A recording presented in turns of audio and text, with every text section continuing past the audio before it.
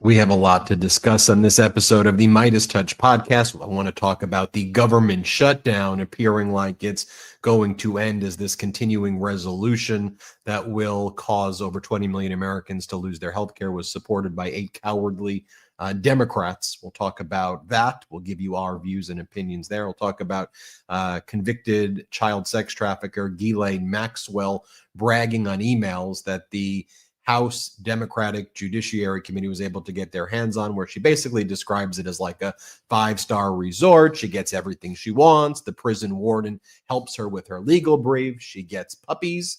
We'll talk about that and more. Donald Trump got booed at the Washington Commanders NFL game, like booed loudly, like unquestionably despised and detested at that stadium. And they tried to like set it up where he would be talking about like the troops. And they're like, how could you boo him if he's talking about the troops? But the moment he went on that Jumbotron, the people there booed him. Talk about California Governor Newsom essentially functioning as a shadow president, like representing the United States by representing California, which is the 4th largest economy in the world if it was a country, at these international conferences. He's in Brazil right now at the United Nations 30th Annual Climate Conference in Sao Paulo, talking about the importance of addressing climate change responsibly and building economies of the future. We'll talk about all that and more. Let's bring in Brett and Jordy, brothers. You know, I was flying back on this trip from New York. People were wondering why my background looked different. I had a trip in New York. I went out there with my family. I got on the plane, and as I was heading back on Sunday, I first started hearing that there could have been these 8 Democrats who were, you know, in my view, surrendering, capitulating. What you pick the word, and I was like, no, come on, there's no way that's happening. And then my Wi-Fi was kind of spotty. It was decent on the plane, but then as the trip progressed, I was following along and I couldn't say anything about it because I was stuck on the plane. So the moment I got home after a 5.5, 6 hour flight, by the time I got home, it was like 7 hours the drive home. You know, I went to the computer right away to call out those 8 Democratic senators. That video since gone viral where I just unleashed. I just let people know my feelings about it because I was frankly pissed. But I also don't want to use that energy in a negative way. I want to use that energy to build this network and to really promote and amplify rather people who fight for people. Let's leave it at that. Brett, Jordy, how are you? Yeah, I think you had a lot of pent up anger and aggression on that flight that you let out in that take. But I'm with you there. I'm honestly, candidly, hugely disappointed in the decision to fold on this with this deal and not getting the one thing that you were holding out for. I have like a whole lot of thoughts on it, including I made a whole list of like pros and cons, taking the deal, not taking the deal that I could go through in this episode. But for now, to not waste too much time in this intro, I'm going to say, what's up, Midas Mighty? What's up, Ben and Jordy? It's great to be here. Jordy, how you doing? I'm doing as well as one could be doing, especially after what we saw over the weekend. I could get into it right now, or we could toss it to Ben, start the show, and then that's where we could go. What do you guys think we should do? Now I'll jump in right away. Look, you can't make deals with fascists. You can't make deals with fraudsters. Donald Trump is a notorious deal breaker, a destroyer. He doesn't follow contracts the same way he doesn't follow the Constitution. He just doesn't follow it. You can't make deals with this guy. And just the idea of saying, well, the Republicans said that they're going to negotiate in good faith. No, they're not. They're not good faith people. They're bad people. They're horrible human beings, in fact. And I'm not just saying that to be a little hyperbolic, they've demonstrated over the course of the past 10 months that they're willing to shoot chemical weapons at people in the United States. They've showed that they're willing to put children into concentration camps. They've shown that they're willing to let Donald Trump engage in a disastrous trade war against the world and throw our country into recession. They've shown that they're willing to basically let Donald Trump do anything from tearing down the East Wing of the White House without any appropriate approval process or legislation. By the way, I did a lot of takes over this weekend about the likely asbestos in the East Wing, and there likely wasn't any asbestos abatement plan, and the people around the area are likely exposed to these carcinogens and make themselves susceptible to mesothelioma. Go back and watch the other clips that I do there. But he wants to build triumphal arches. He wants to talk about Club Rose Garden and partying in Mar-a-Lago. 2 weeks ago was the Gatsby party. This weekend it was where they have like those crab claws, like the most expensive crab and filet mignon. And it was like synchronized swimmers. Like, it's like the strangest stuff going on at Mar-a-Lago while the people are suffering. For those on audio, we're just showing you the buffet and the crab claws right there that were on display, like as people are starving to death. And Trump's willing to use starvation and chemical warfare against the Americans as a approach to induce suffering, to then say, well, now you have to make a deal based on it. I mean, it's just ridiculous behavior. But like, let's just start with the concept that Donald Trump's a fraudster, right? Like, everything he says is a lie, quite literally every word. He says he brings in $22 trillion. It's all false. Tariffs have brought in some money, about what, $200 to $300 billion, not $22 trillion. And Donald Trump's own Solicitor General argued before the Supreme Court last week in the case to determine whether these tariffs against the world are invalid. The whole argument that it was not a revenue generating scheme, that the purpose of tariffs is not to raise revenue, it's to shift trading relationships. And the why they argued that is because if it's revenue generating, then it's obviously a tax. And if it's a tax, it's the Article 1 Congress's province to actually be involved in tariffs. So the whole argument before the Supreme Court is that it's not revenue generating, it's not taxes, it has nothing to do with that. And Trump's saying, look at all the money we raised, $22 trillion. No, you didn't. It's about $200-300 billion, but deficits they're still storing 7% year over year. Our debt's getting higher than it ever was before, and we look like we're heading into recessionary territory. Don't even take my word for it, right? Kevin Hassett, Treasury Secretary Scott Bessent, Hessen's the top national economic advisor. I mean, they're all saying that there are many sectors in the economy right now in recession. You had Hassett this weekend saying that he expected negative growth when it comes to GDP for this next quarter, which he blames on the shutdown, but that's what they're just going to do. They're going to blame everything on that. You had 153,000 jobs being lost last month. That was just announced based on private data. The Bureau of Labor Statistics isn't reporting data. So we know we're not in a thriving environment, although Trump says inflation's done, everything's great. But let me just go and show you back from August of 2024. I just want to show you the anatomy of his fraud so you can see it for yourself, right? This is one of the things that he ran on in his campaign. He said, I guarantee you in the first 12 months, he says energy prices, specifically electricity, will be down 50%, in many cases 50 to 70%. He says, I guarantee it. You know, anything Trump says is true, he says. Just here was the speech that he gave in Asheville, North Carolina. I just want you to hear it. Here, play this clip. By contrast, I'm announcing today that under my leadership, the United States will commit to the ambitious goal of slashing energy and electricity prices by half, at least half.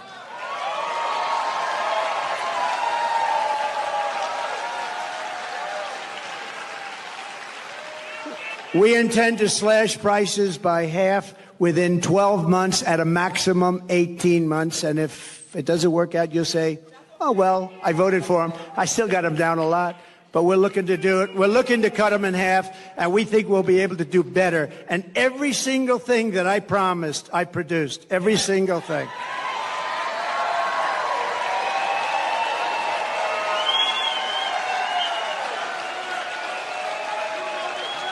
You will never have had energy so low as you will under a certain gentleman known as Donald J. Trump. Have you heard of him? So we think your energy bills will be down by 50 to 70%. How good would that be for a thing called inflation? So now I'll just show you a clip where Trump lied about the energy prices. This was from last week, where end of last week, he had that presser with Viktor Orban, and with Orban by his side, Trump just says, we got it down. Electricity prices, energy prices, they're down 30, 35, 40%. We did it. Mission accomplished. I think we've got that clip. Let's play it. Energy prices are down by 30, 35, 40%. Well, let me bring in Brett and Jordy, because this is one of the things that he does. Like, he just says that they're down. He says inflation's been solved. He says grocery prices have never been this cheap.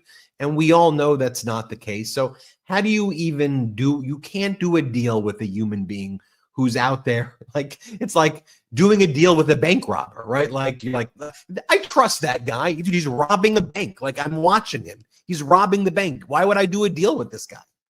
Yeah, he's a con artist, which is why when somebody in this Republican Party with Donald Trump's backing says, if you vote for this, we pinky promise that we're going to have this vote on the Affordable Care Act subsidies, the thing that Donald Trump says he wants to get rid of permanently in every post that he makes on his social media app. We pinky promise that we'll have that vote. I don't know how you trust that and how you make that the basis for you changing your mind and voting for something. That's the biggest problem to me that I have with these 8 Democrats who went along and voted for this bill to open the government, or advancing it at least. Like, have you not picked up on the fact that Donald Trump is a con artist, that he's a scammer, and he's always doing the same thing every step of the way?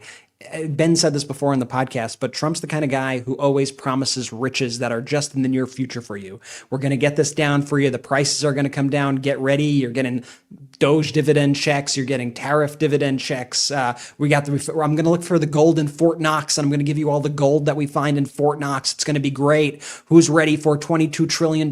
We brought it all in. You're all going to be super rich. Everything's going to be amazing. Meanwhile, the thing that we're finding out is that the only people that are getting rich in the Trump economy are Donald Trump and his billionaire buddies, Donald Trump with his crazy, corrupt, appearing at least, crypto schemes that are going on. I mean, we're looking at like the most insane levels of corruption imaginable, while inflation is crushing Americans, while all these things are crushing Americans, energy prices crushing Americans. And Donald Trump, it's one thing to be able to say it and lie to people on the campaign trail. Like, you could probably get away with that. Like Donald Trump got away with that, right? He lied in the campaign trail. He got elected. But once you're president, it becomes a lot harder to lie to people. And I think this is going to continue to backfire against Donald Trump as he lies to people and says, no, actually, things are a lot cheaper for you. You think that things are expensive. No, actually, your gas prices are lower. Your electricity prices are lower. Your grocery bills are lower. People know when they go to the store, as I've said, that their prices are much higher. They know that they are feeling the pressures of this economy in their everyday life. And so for these Democrats to fold in this scenario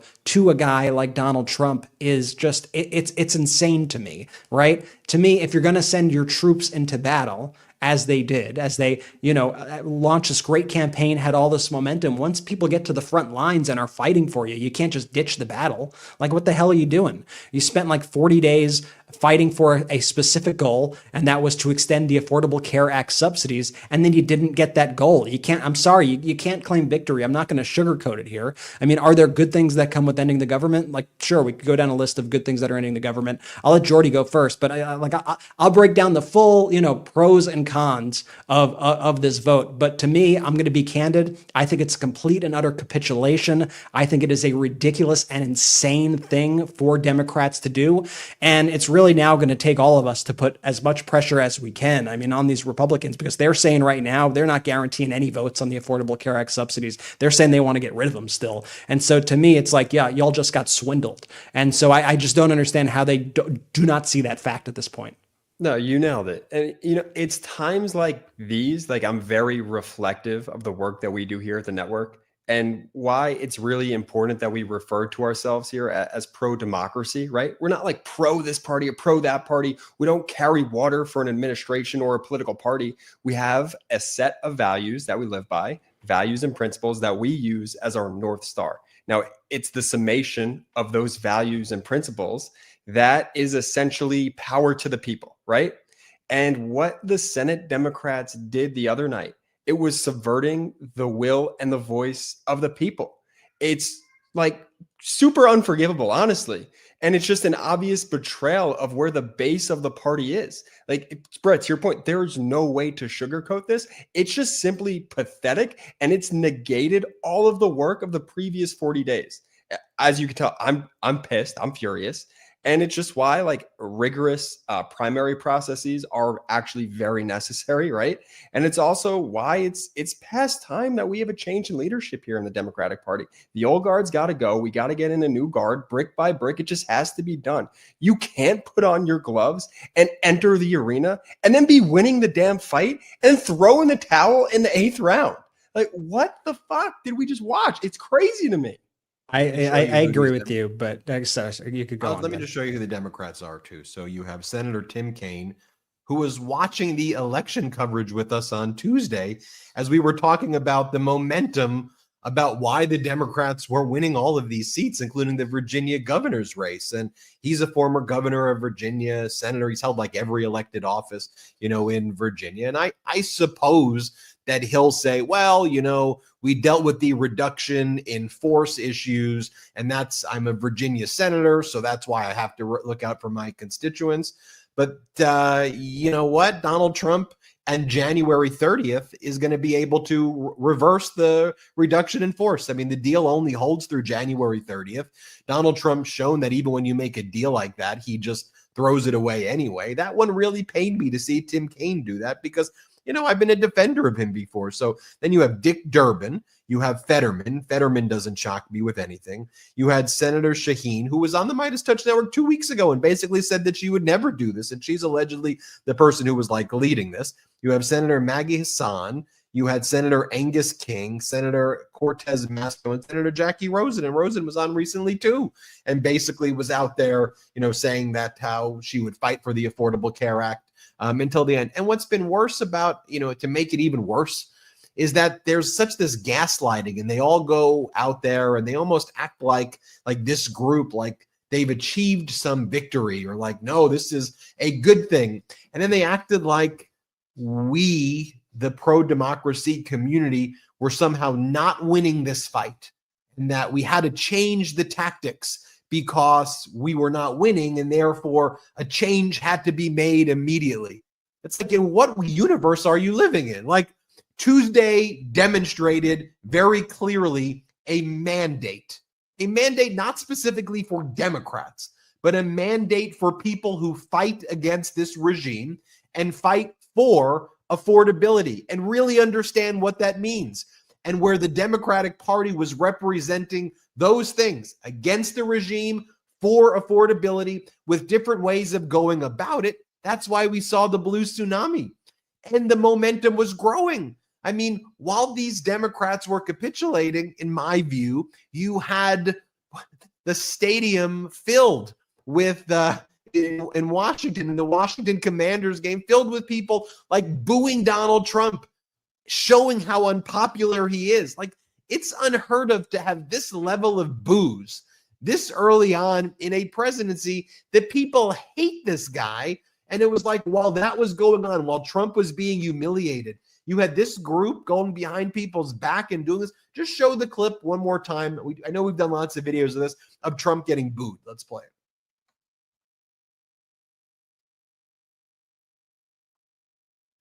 What'd you get doing? Sound issue. We'll get the sound fixed. Get that one fixed in a second. I want to show you though, MAGA Mike Johnson. 2 clips I want to show you though. MAGA Mike from earlier in the day, where MAGA Mike refused to answer the central question. Okay, so in the Senate, part of this deal is that the Senate will allow a vote on extending the Affordable Care Act subsidies. The Senate Republicans didn't agree they would vote for it. They just said they will allow Democrats to bring it up in a vote. And we know the Republicans are going to vote against it. There's a 60 vote threshold. We know that Democrats don't have 60 votes to extend the Affordable Care Act subsidies when every Republican and Donald Trump have come out there against it. But the Democrats act like that's a win, that they'll get the vote to occur. Okay.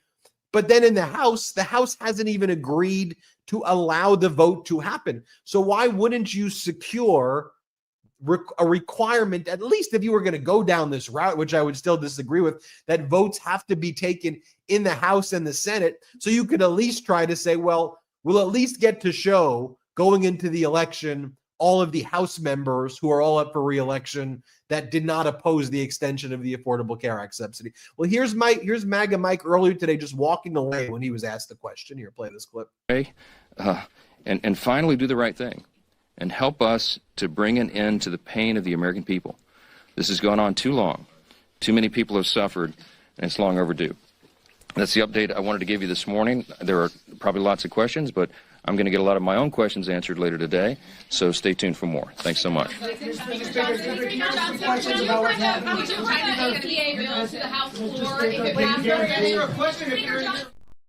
So everybody wanted to know, will you bring the issue of extending the Affordable Care Act subsidies to the House floor? if the shutdown ends. Will you agree to that? He walks away. Then Manu Raju, who I think does a really good job for CNN in general, just covering what's going on in Capitol Hill. He catches up with MAGA Mike and watch what happens. Let's play this clip. Mr. Speaker, can you guarantee whatever, if a bill passes the Senate on ACA, you'll give it a vote in the House? Look, we're going to do in the House what we always do, and that is a deliberative process. I mean, we get find consensus on whatever the proposal is. As you know, I do not guarantee the outcome of legislation or dates or deadlines or anything. But it's not exactly as I always do. But it's not guaranteed. No, I can't guarantee it. So he says, we're not going to guarantee a vote on the Affordable Care Act subsidies. Then he gives some word salad answer about we'll go through a deliberative process, which basically means they're not bringing up the Affordable Care Act subsidy extension for a vote. So what's going to happen? What's going to happen is the Affordable Care Act subsidies, they've expired. People are getting their letters now. Healthcare is going to cost 100% more, 200% more, will become unaffordable. People will lose healthcare. And all Donald Trump's been posting about now, and just ranting and raving about this are two things now to kind of, Brett, to your point, when we talk about dangling these riches or trying to distract people, he's been saying two things. Number one, he knows people don't like insurance companies, valid. So he just goes, we're going to get rid of the insurance companies in general. No more money goes to insurance companies at all. And instead, we'll give people a $2,000 to $3,000 check, and then they can pay their health care with that $2,000, $3,000. Well, you're not addressing the central issue, because what happens when somebody has a surgery that costs $100,000 and you've given them a $2,000 check? Now they go medically bankrupt, they die. So there's a reason why insurance exists. Now, insurance used its existence to become this profit machine that screwed people over in ways that shouldn't be taking place. But there's a reason why you need to address the issue of high risk pools and why universal healthcare, guaranteed healthcare exists in pretty much every other country other than the United States, including in Argentina, who we gave $40 billion to while screwing over our people here. That was one thing that Donald Trump said. The other thing is that he wants to go from 30-year mortgages to 50-year mortgages, and which just basically means extending the principal payments out a longer period of time. So they're slightly less on a monthly basis from 30 years to 50 years, but then the interest that carries over the 50-year loan balloons to such a massive amount that people are in debt for the rest of their lives. And that doesn't address the issue of affordability of homes, which is a supply issue, which is the fact that corporations, private equity, hedge funds are buying all these homes up, and they're competing against individuals who stand no chance against these billionaire, trillionaire hedge funds. And so the supply of housing is severely limited for people to get into the market where it's commoditized. That's the issue. Supply is the issue, not a 30 to 50 year. Brett, I know you have a lot to say. Jordy, I know how you have a lot to say. I'm going to shut up in next segment and let you both talk about that, because I spent a little bit too much time talking. We're hitting our first break point right now. But before we go take that break, let's play the clip of Trump getting booed quickly. Let's play that. Boo! It just doesn't work. I think Brett's doing a bit. I think he's doing a bit. Boo! Do we have the boo clip or do we not have the boo clip? I don't know why the boot clip doesn't want to work. I Boot think clip doesn't work, but trust me, he gets booed. Watch the video of getting booed. We'll take our first quick break of the show. When we come back, you'll hear from Brett and Jordy. We've got a lot to discuss. Also, Ghislaine Maxwell's 5-star treatment that's pissing off all the other inmates and all Americans pretty much, as the cover up there continues. We got a lot to discuss. A reminder, hit join. If you're already subscribed to this YouTube channel, also join. And you can gift memberships to as many people as you can. By becoming a member of this YouTube channel, you help grow this independent media platform. And we continue to beat Fox and all the cable news networks over and over and over again. All right, I think we've got the boo working. Let's play the boo. Let's play it.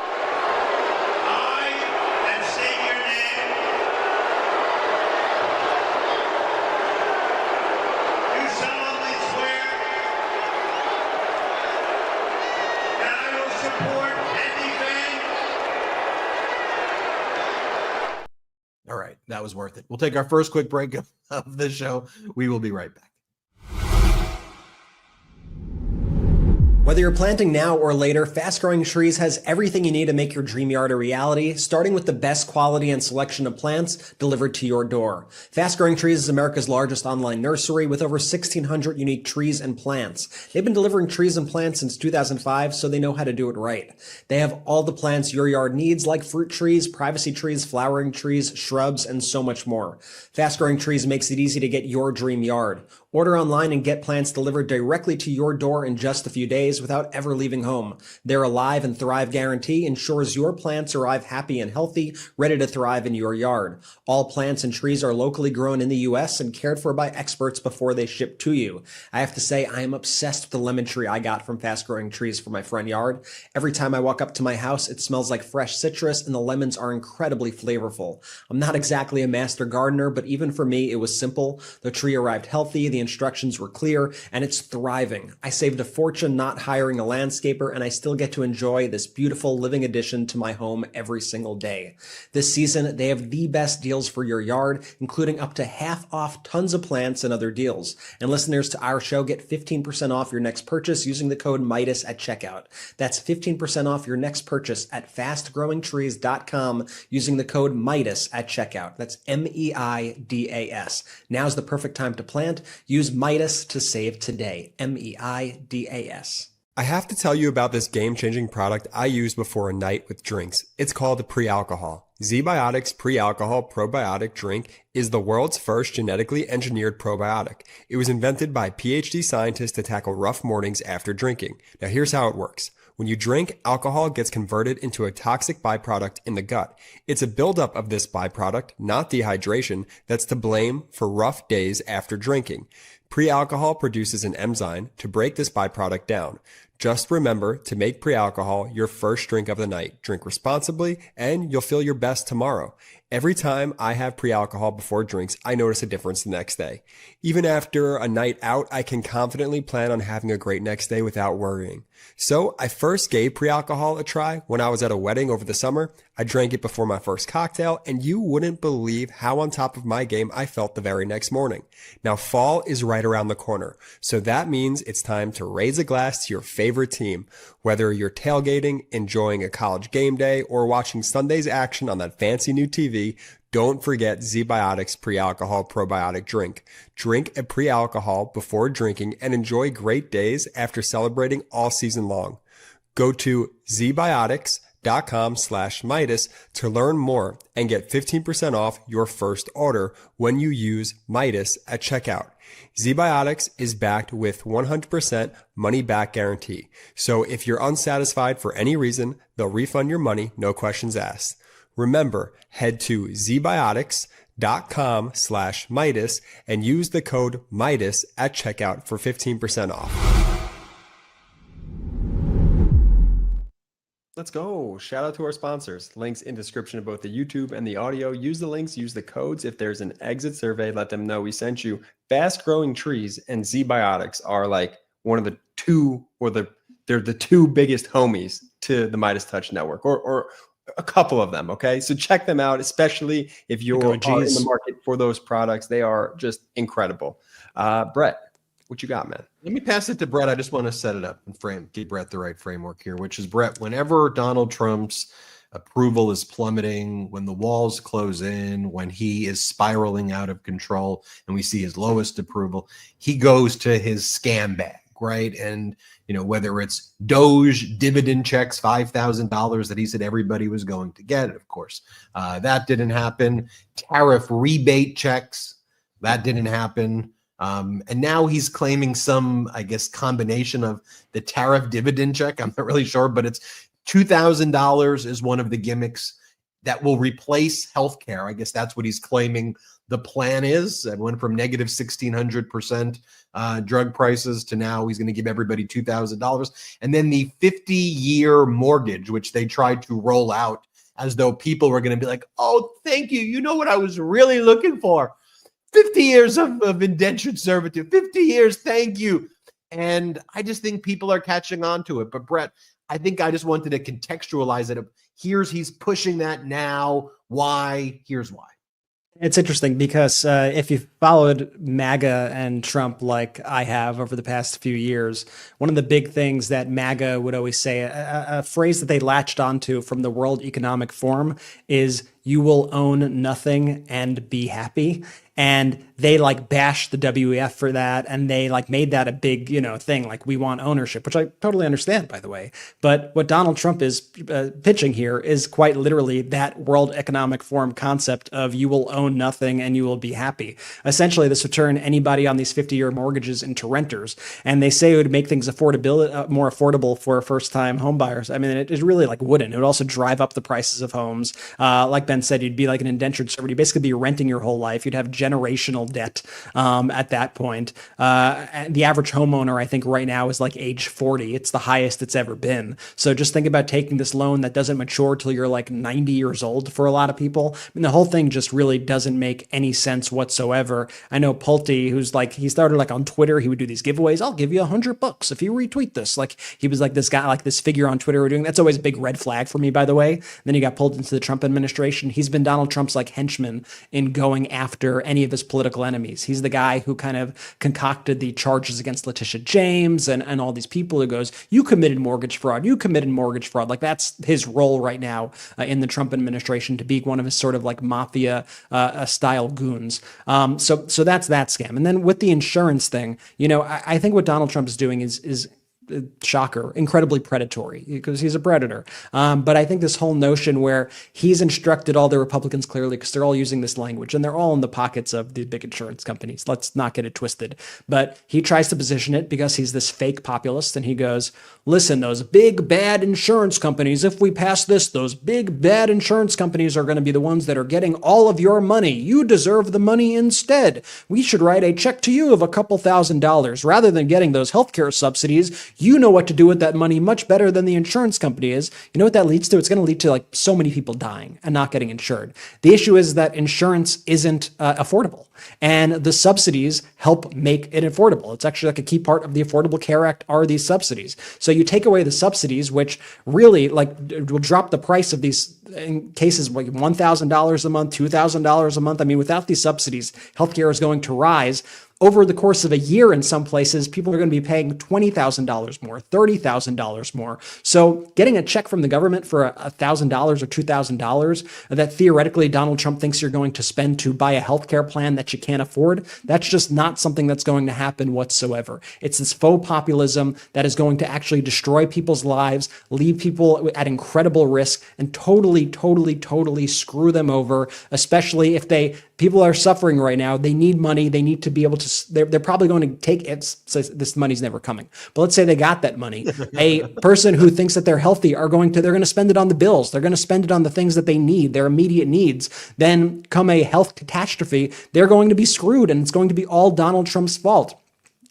Honestly, this is like one of the big reasons why I'm upset about this whole, cave of the Democrats, because I don't care about like using these things as a political cudgel, but I actually want to make sure that people are protected. I want to make sure that people actually get the care that they deserve, that people are taken care of. And I'm just not seeing that at this point. Hey, I could be proven wrong, or things could change in the next month or two, and I'd be happy for that to be the case. But right now, we see what the Republican Party is doing and what they are saying, and they're saying that they do not want to fund any of these subsidies whatsoever, and they are not committing to the vote. So as I said earlier, for fairness sake, let me break down what I think are like the good things of doing this deal. And as I said from the beginning, I am very much opposed to them doing this deal as it is. But they got the guaranteed Senate vote on ACA subsidies in December. I'll get back to that soon. Congress is going to be back in session. That means Adelita Grijalva will be sworn in, which should lead to the final vote on the Epstein discharge petition. We will see what happens there. Federal employees that were fired October 1 and on, all those reduction in forces, they will be reinstated, and those additional firings will be blocked until January 30th, 2026. Okay. Federal workers who've been out of work and missing paychecks get paid and get back to work. The delays at the airports will be over, national parks open, all that sort of stuff. They secured the funding for SNAP and for the VA for at least the next year. So it won't be up for debate come the next CR votes. And, what it effectively did, regardless of the outcome, and I'll happily say this, it focused the issue that everybody's talking about right now on the issue of healthcare, which is a really important thing. And it really put the Republicans on the defense here. And you could argue that it galvanized galvanize voters for Tuesday's elections, and Trump's approval is at all-time lows. I mean, we could go on and on with this stuff, but I think that's almost why it's almost more like devious that they caved, because they got all these people excited. They got everyone to come out and vote, and then they kind of pulled the rug out from under people. Because I'll tell you now what I think are some of the bad parts about this, and that's some of the things I've said already, but I'll repeat them. The Democrats made the entire fight, the entire purpose of all this was the ACA subsidies, and all they got for it was some sort of guaranteed vote in the Senate, something that the House of Representatives has not agreed to. It would still take 60 votes in the Senate. MAGA Mike, you think he's going to take it up? As of right now, it doesn't seem that way. It seems like he's waiting for Donald Trump to tell him what to do. This, to me, is the single most damaging part of the cave. Also, the fact like this could have been the same deal that they took like weeks ago. You know, like it's really ultimately like no different than what we could have done weeks ago. So it's almost like, what was the point? You know, other than, you know, I guess galvanizing people, you know, helping people that political nature. But what was the point in terms of the end result? That's the part that's pissing me off right now. Dems had everybody on their side fighting. They had the momentum on their side. I showed you the boo clip after multiple times of struggling to play the boo clip. You see what people think about Donald Trump. He's the most hated president right now of all time. And this is a time where Democrats took a very long time to get back to where they are right now. I mean, they were really struggling after Trump's election. They were losing the messaging war. They were losing all the political battles. And finally, they kind of got their mojo back with this one. Republicans were cornered. And at the moment that they had them cornered is when they basically waved the white flag and gave up, which is one of the craziest things in my mind. And then you also just told Trump and Republicans that if they wait out any battle long enough in the future, that you will cave. You know, you're dealing with sociopathic people right here. And now they know that ultimately, if they wait long enough, that you're going to back down. And like the most offensive part to me is what Ben touched on before. It's the Democratic messaging about their decision. And sometimes it's like, if you're going to take a big swing like this, right? If you're going to bank on, we think MAGA Mike is going to bring this up in the House. We think we're going to get 60 votes in the Senate. Just you wait and see. There's a plan. There's a strategy. Then you better be able to come out and really articulate that strategy in a convincing and persuasive way, and not basically place the blame on the American people for not understanding your brilliance or making up these BS excuses like that Donald Trump was winning this entire battle, when every single piece of data out there shows that that is not true. And that to me is one of the single most infuriating things possible. Like, I'll play you this clip of Angus King, for example. Angus King was like, yeah, well, you know, we couldn't beat Trump. Like watch this and tell me if you're as infuriated as I am about this. Well, Joe, you have to go back to what the strategy was at the beginning of the shutdown. There were two goals, both of which I support. One was standing up to Donald Trump. The other was getting some resolution on the ACA premium tax credit issue. The problem was the shutdown wasn't accomplishing either goals, and there was there was zero likelihood that it was going to. In terms of standing up to Donald Trump, the shutdown actually gave him more power, Exhibit A being what he's done with SNAP and SNAP benefits across the country. Oh, by the way, Joe, you're going to love this. Guess who's getting paid during the shutdown? Not the park rangers or air traffic controllers, the ICE agents. Under special law, under that big, awful bill that they passed last summer, the ICE agents are being paid. Nobody else is. So standing up to Donald Trump didn't work. It actually gave him more power. It just sounds like cope to me. Like, it sounds like you're bullshitting me. Like, you know, don't bullshit me. Okay. Like, be honest. Let's be honest here. Okay. It's infuriating. That's the first time I've actually seen that clip. That is, of course he went on Morning Joe for that. Infuriating. And that's the whole thing, Brett, to your point earlier. It's like, what the heck was the point of the last 40 days if you're going to cave in the ways that you did? And also, look, I'm not going to get conspiratorial here, but there are certain facts behind the members who had voted, some of whom are retiring, some of whom have their next reelection bid in 2028, some of whom who have their next reelection bid in 2030. So don't piss on my head and tell me it's raining. If you wanted to cave, just say, hey, I want to cave. I'm ready to give up. I don't want to fight anymore. You could do that. I still wouldn't like it, but at least you're being honest to me at that point. Because what you're seeing there, it's like, how do you help that? Not that I'm here to help that, but I'm here to want to help the American people. And when that's their elected officials right there, someone who doesn't want to fight, someone who doesn't even realize that they're winning the fight. It blows my mind. It blows my mind. Tell me the plan. That's right. Like, tell me the plan in a convincing way, or don't go on TV and give me this. Well, there's no winning against Donald. Don't give me that crap. Okay, go on and tell me your brilliant plan. Tell me how you intend to get Mike Johnson to bring this to the floor. Tell me how you intend to get the 60 votes. Assure me that should be your job. Assure me. But if you're making up all this other stuff, then I'm going to be skeptical of you until I actually see the results happen. Let me show you this MAGA Mike Johnson clip. Meanwhile, let's see what MAGA Mike Johnson's saying on Greta Van Susteren's show, so you could see kind of the other side of it, what Mike Johnson thinks about extending these Affordable Care Act subsidies. Oh boy, no sound on this as well. We will try to get that clip working. But what MAGA Mike basically says is, well, we have from Greta Van Susteren asks him, so, what are you going to do when people get sticker shock and they see their premiums increasing? It's not a unique Democrat issue. Like, people from all different political parties, human beings who live in the United States, are going to get this and see their premiums rise. And he goes, well, we have all of November and we have all of December to figure this out. And so at least if you were Angus King, like, wouldn't you go on and basically say, like, I'm not trying to help him because I definitely don't support what he did. But wouldn't you say, you're going to see MAGA Mike start to flail, and now they're going to have to come up with their plan. And every day we're going to be out there saying, what the hell is your plan? Because the people now understand the issue and they're not going to have a plan. So each day on the Senate, you're going to see me there. And I'm going to say, show us the plan, MAGA Mike. Show us the plan. I'd at least be like, okay, all right, maybe. I don't know. I don't think so. I think I still hate this. But like, for you to say, did you know, Joe, that ICE agents? Yeah, we know. We see them on the street. They're freaking gassing people in Chicago. We're well aware that ICE is being funded. We know that. We know that people are starving. You know why? Because they're people. And we see the food bank lines are longer than ever. We understand these issues by existing.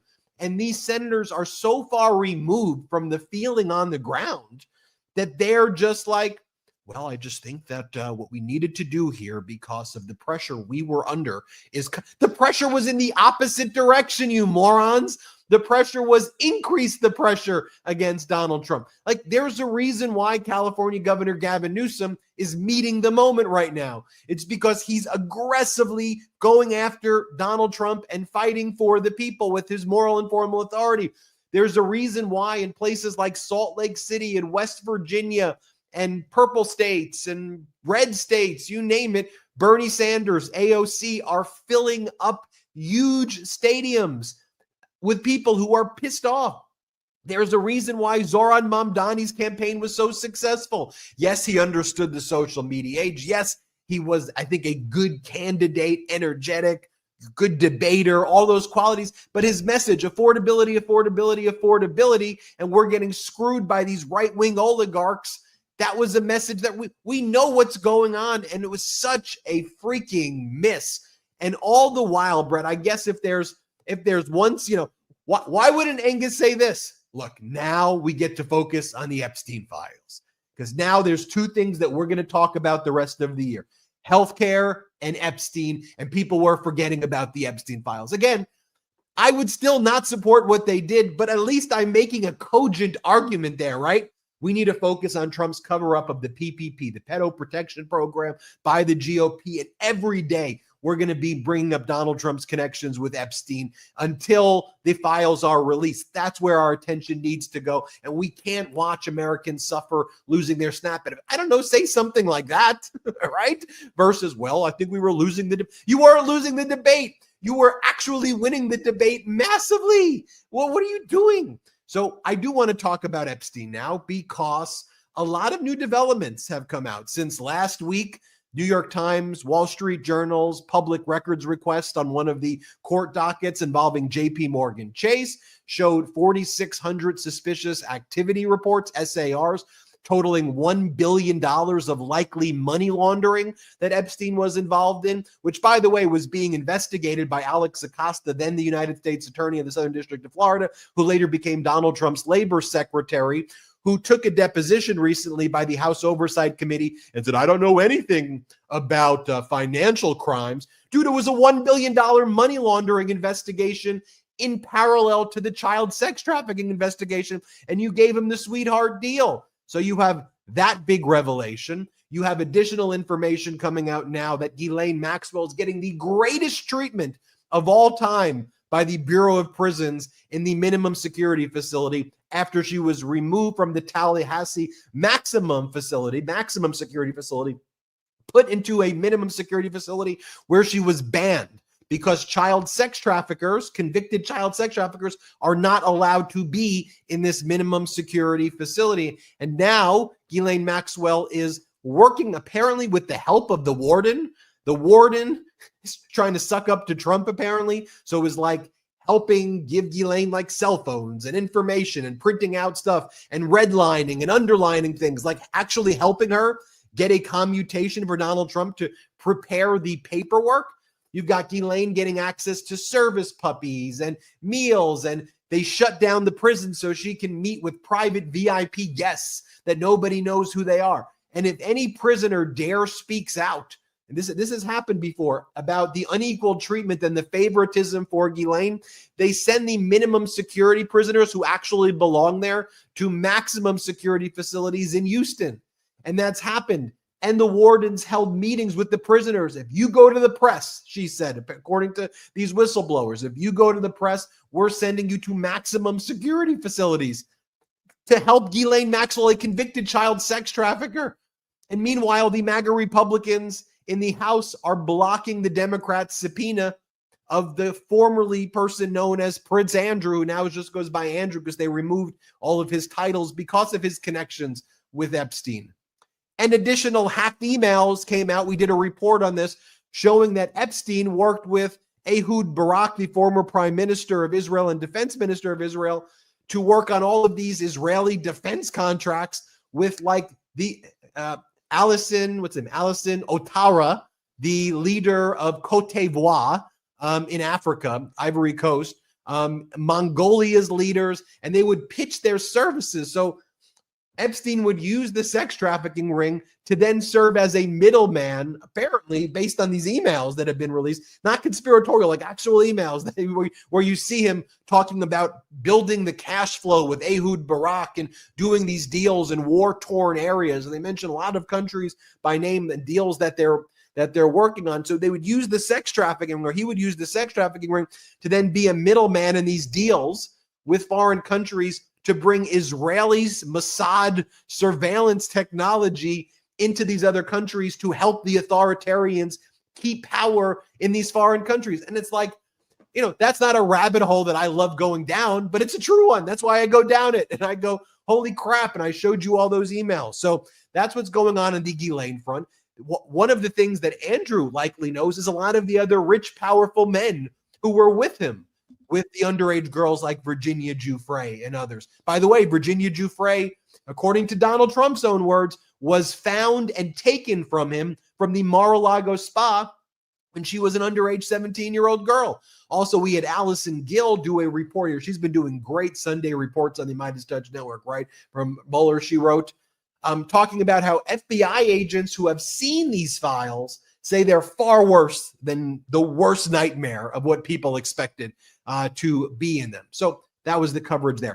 Let me just say, you did this whole deep dive, which is very well researched and well informed. And I know that our audience appreciates it and that we've stayed on this story very closely for many years now. But you don't have to do a deep dive to think, isn't it weird that Ghislaine Maxwell, a convicted sex trafficker, was moved to a cushy club-fed prison out of her previous prison into this low-security prison in Texas? Isn't that weird? Isn't it weird that with Trump's lawyer, after speaking with Trump's lawyer, after given immunity by Trump's lawyer, isn't that a little weird? Isn't it also weird that she's getting all of the special treatment in the prison? Isn't it weird that they gave her a puppy? I think that's kind of weird that they gave her a puppy, that she does Pilates classes and yoga classes, and that she has these secret private meetings with these VIPs, all the things that Ben went through before. Like that on its own, before you get to all the deeper dark stuff, like that on its own is freaking weird. And I could go on. Isn't it weird that House Democrats asked formerly Prince Andrew, he no longer has the Prince title, to testify before the House of Representatives, before the committees.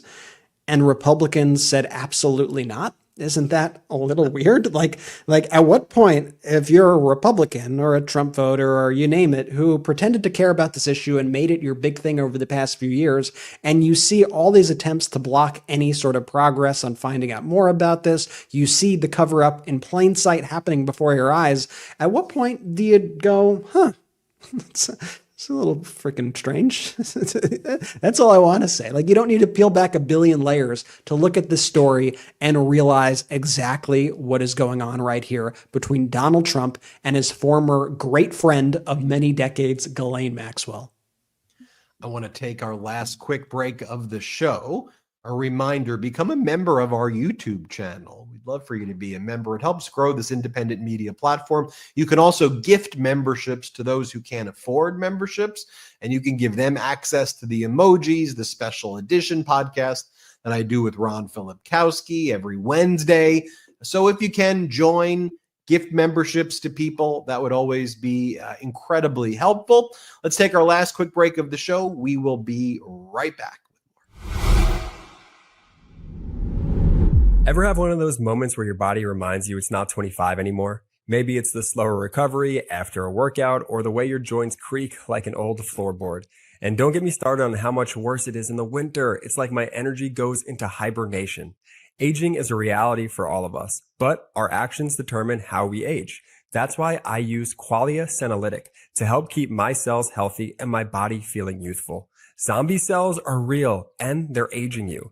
These senescent cells stop being useful, but stick around, draining your energy, slowing recovery, and making you feel older than you are. Qualia Senolytic helps your body fight back against aging. It's a powerful, clinically tested formula with 9 vegan, plant-derived compounds that support your body's natural ability to eliminate zombie cells, so you can feel sharper, stronger, and more energized. Take it just 2 days a month. That's all it takes. Take Qualia Senolytic for just 2 days a month and start aging better at the cellular level. After adding Qualia Senolytic to my routine, I noticed a real difference. My energy feels steadier, recovery is quicker, and mentally I'm more dialed in. Experience the science of feeling younger. Go to qualialife.com/Meidas for up to 50% off your purchase and use code Meidas for an additional 15%. That's qualialife.com/Meidas for up to 50% off your purchase. Your older self will thank you. And thanks to Qualia for sponsoring this episode. I've been using OneSkin for a little while now, and honestly, I wasn't sure what to expect at first, but I've been blown away. I started with their OS1 face moisturizer, and I could feel the difference almost immediately. My skin feels smoother, more hydrated, and just healthier overall. What really surprised me was how lightweight it is. It doesn't feel greasy or heavy, and it fits perfectly into my routine. I also really love how simple it's made things. Instead of juggling like a bunch of products, I could just use OneSkin and know that I'm getting everything I need in one step. At the core is their patented OS1 peptide, the first ingredient proven to target senescent cells, the root cause of wrinkles, crepiness, and loss of elasticity, all key signs of skin aging, and these results have now been validated in 5 different clinical studies. And now is the perfect time to try OneSkin because they just released their limited edition holiday sets, including the Nightly Rewind gift set. It's one of those rare gifts that's both impressive and genuinely useful, featuring their best-selling face moisturizer, their new peptide lip mask, and a cooling gua sha tool, all designed to work together as your body enters its natural nightly repair mode, helping renew skin at the cellular level for stronger, smoother, and more resilient skin.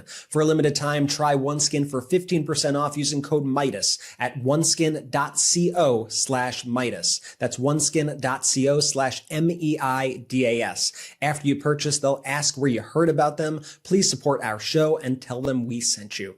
Now, I think this is really important for me to bring this up. The Medicare annual enrollment period is here.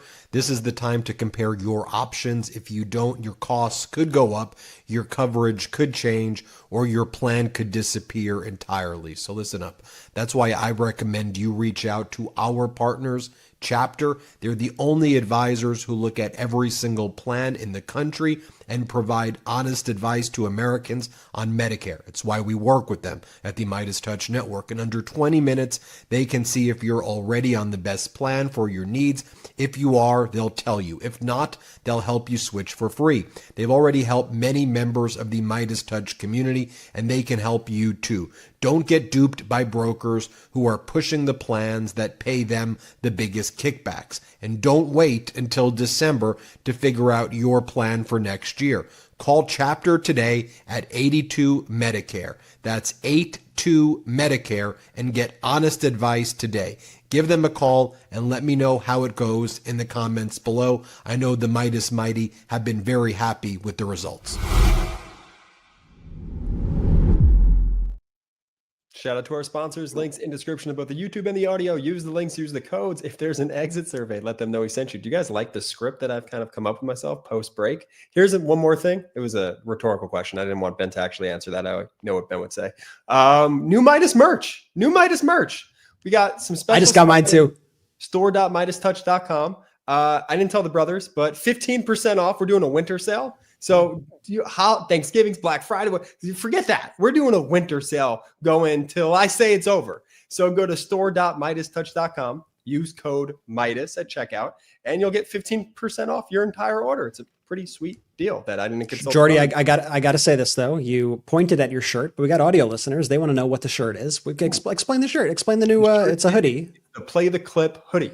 So everyone knows Ben's famous phrase, the famous phrase that we use at the MeidasTouch Network. Play the clip. Right? We bring the receipts, play the clip. And so we decided to immortalize that with some merchandise here at the MeidasTouch Network. That. So store.MeidasTouch.com, use code Meidas, get 15% off. Benji, where to next?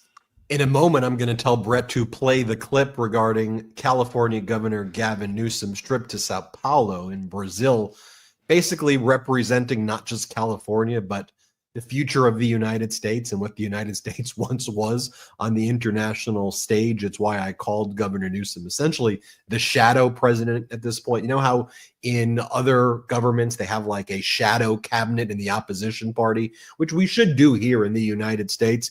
I am hereby saying that Governor Newsom is the de facto shadow president right now, and he's out there, representing California, which would be the fourth largest economy by GDP in the world if California was a country. And he's there, talking about here's why we know that climate change is real. Here are the steps we're taking in California.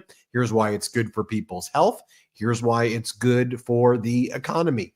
And he goes on to defend American values and principles. He speaks out against the current regime. And so I just think about, you have that taking place. And then back at home, you have Donald Trump holding a disastrous presser. I did a video on this earlier. You should all go and watch. It was like weird. Like Erica Kirk, Charlie Kirk's widow, she just like shows up all the time now in the Oval Office.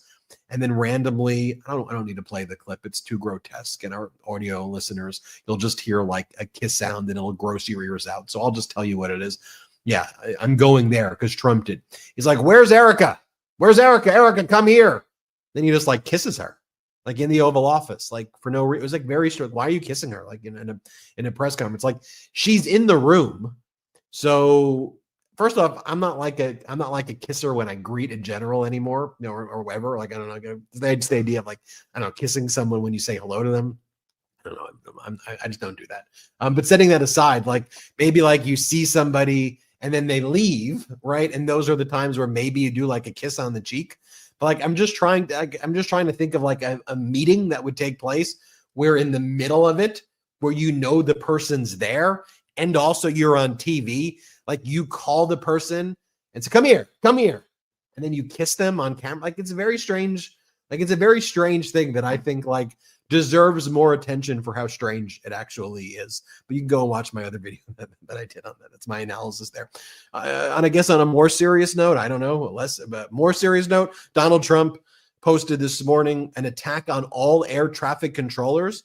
Just think about this behavior. Like this is how like Donald Trump treated his workers in Atlantic City, and they hated him, and he like ripped off his contractors and didn't pay them, and like he's ruined so many lives. But just think about this. Like air traffic controllers, very specialized, right? Very requires a lot of brain power, a lot of focus, highly skilled, not that many of them. And this is what Donald Trump decides to post today, while they've had to take significant sacrifices as a result of the Trump government shutdown. All air traffic controllers must get back to work now! Exclamation point. Just pause there for a second. Like, could you imagine just treating somebody like that at all? Like, again, take away Democrat, Republican, Independent, like, other than like someone who's like a gigantic dick, like as a person, and I was thinking about not using that word because we know what Stormy Daniels said about Donald, and it's the exact opposite. So I don't even want to phrase gigantic dick and Donald Trump in a sentence, but being an asshole, I don't know, whatever, just being a total jerk. We'll go jerk. Jag off, Ben. Come on. Jerk. A little jag off. He's being a jag off. Okay, but like just the behavior of get back to work now, air traffic controllers. Like, who behaves like that? Like, I'm just trying to think about like raising your children. Like, would you want your children to treat other human beings like that? Like, it's a caricature of a bad person manifested in real life. Now, anyone who doesn't will be substantially docked. For those air traffic controllers who were great patriots and didn't take any time off for the Democrat shutdown hoax, I will be recommending a bonus of $10,000 per person for distinguished service to our country. Like, we all know that number's like a fake, right? Like, that's not going to ever happen. Just another fraud number by Donald Trump. For those that did nothing but complain and took time off, even though everyone knew they would be paid in full shortly into the future, I'm not happy with you. You didn't step up to help the USA against fake Democrat attack that was only meant to hurt our country. You will have a negative mark, at least in my mind, against your record. If you want to leave service in the near future, please do not hesitate to do so with no payment or severance of any kind. You will be quickly replaced by true patriots who will do a better job on the brand new state-of-the-art equipment, the best in the world, that we are in the process of ordering. The last administration wasted billions of dollars trying to fix antiquated junk. I'll just tell you this. Under the former administration, I didn't see planes crashing all the time. I didn't see these delays happening all the time. I didn't worry when I got on a plane like I did last time, like what was going to happen to me. That's a uniquely kind of Trumpian thing. But let me just show you two. Do I want to play it? But I'm not going to play the Trump Oval Office stuff from today. He's just obnoxious and he's a horrible human, and it just will annoy me. It's just Donald Trump saying things like this. I'll just tell you what he says because I really don't want to play it. He goes, everything's cheaper. Gas prices are under $2. Everything's incredibly cheap. We've stopped inflation. He talks about the healthcare system where we're no longer going to have insurance companies, and instead we're going to give everybody $3,000 or $2,000, and that's going to be used instead. Like, you do realize, though, that insurance needs to be insured, right? My view is that the government should play a substantial role in it because it's a human right, like in every other country, and there should be universal healthcare insured by the government. That's my view. How do you pay for it, Ben? You tax the rich more money. You start off by taxing them a fair amount. You tax them more money. You bring in more revenue, actual revenue. That's my view of it. I'm unapologetic about that. But the next idea of a plan is the Affordable Care Act. You create these pools that can deal with high-risk people. You basically require that people join this insurance to ensure that you have all these people who can spread out the risk. And then you try to subsidize it to bring down the price. It's still insurance dominated, and oftentimes insurance comes from people's work. And so it creates these issues where it's expensive, but you try to subsidize it to bring down the cost. Or you go back to a pre-Obamacare Affordable Care Act where 20, 30 million Americans don't have insurance and they die. So what's your plan? And saying you're going to give people $2,000 and destroy insurance companies, that's not a plan. It's not a real thing.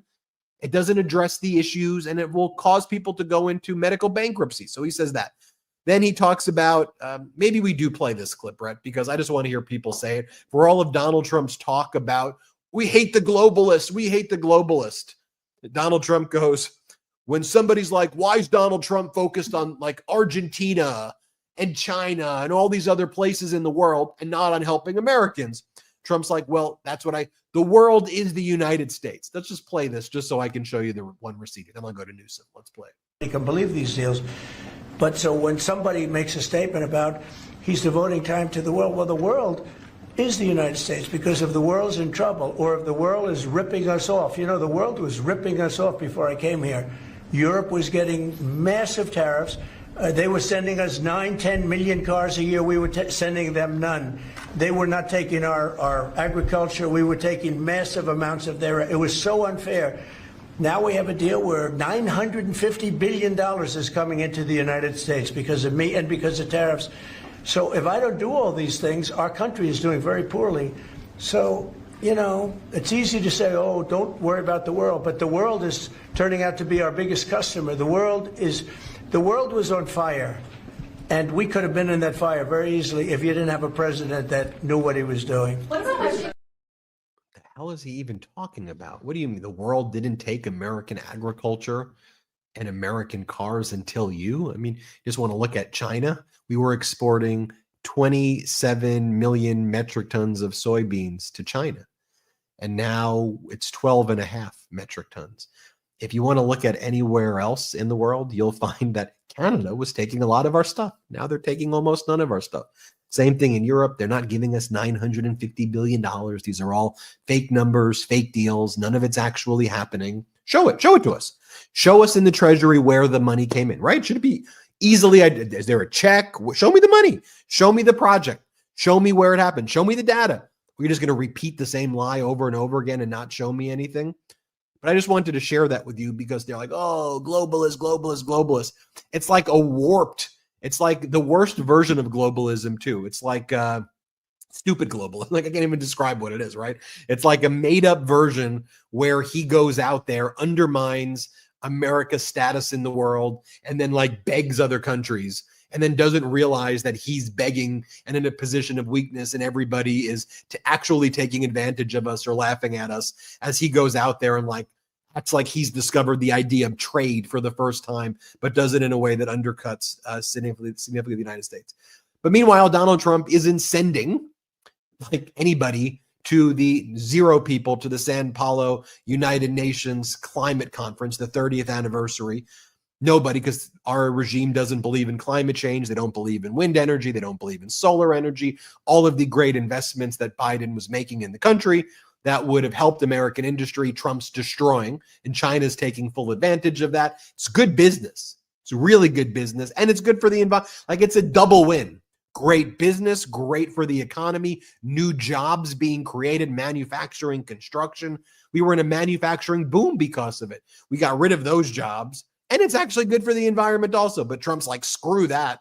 Why would I do anything like that? So let me show you what Governor Newsom said. Here's Governor Newsom in Sao Paulo. He's at the Milken Institute right there. And he says, look, California's here for the long haul. Let's play this first clip. My country may be unrecognizable to you in a year or two. There's a revolution going on in the United States of America. It's not about co-equal branches of government. It's not about popular sovereignty. It's not about the rule of law. It's increasingly about the rule of dawn.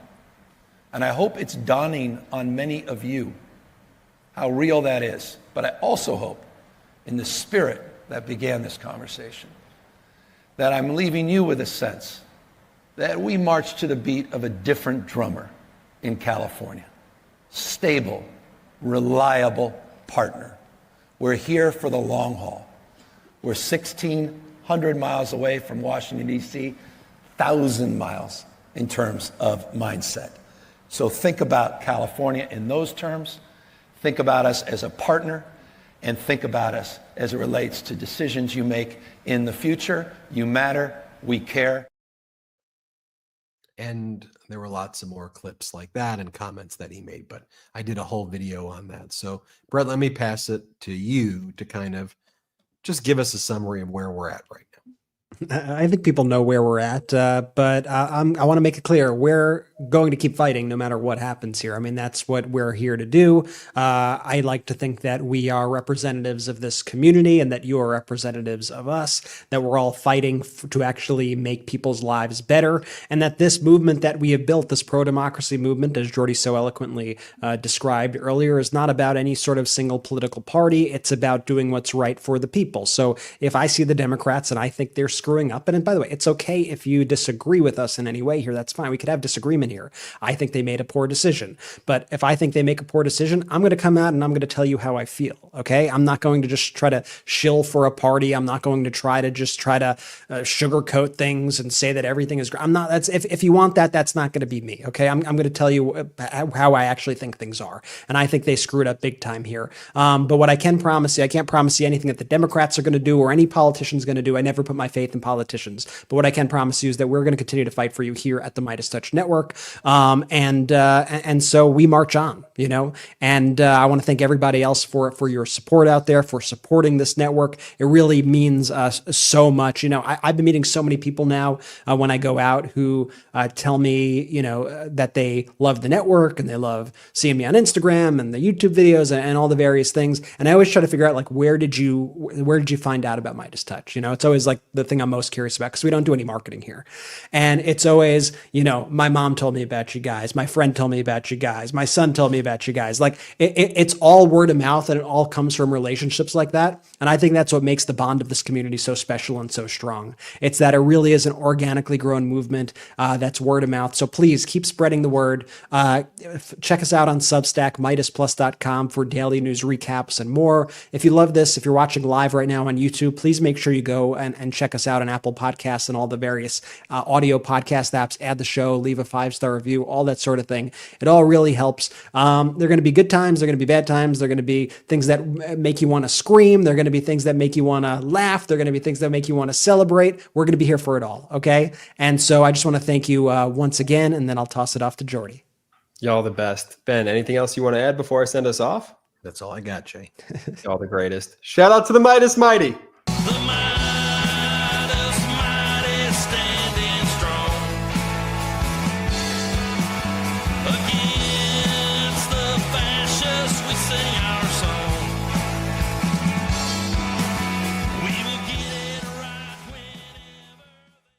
Want to stay plugged in? Become a subscriber to our Substack at MeidasPlus.com.